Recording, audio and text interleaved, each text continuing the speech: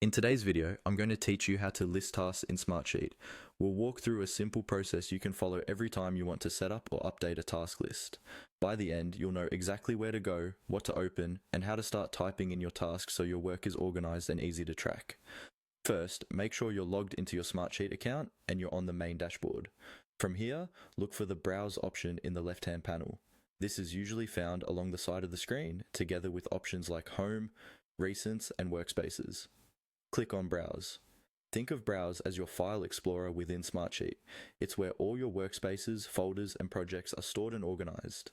Once you're in the Browse view, you'll see a list of workspaces and projects that you have access to.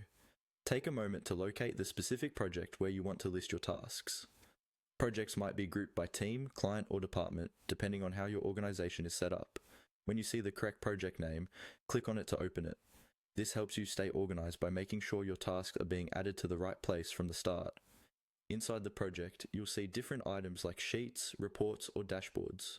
For listing tasks, you want to work inside a sheet. A sheet in Smartsheet functions a lot like a spreadsheet or a basic project plan. Look through the items within that project and click on the sheet that's intended for tasks or project tracking.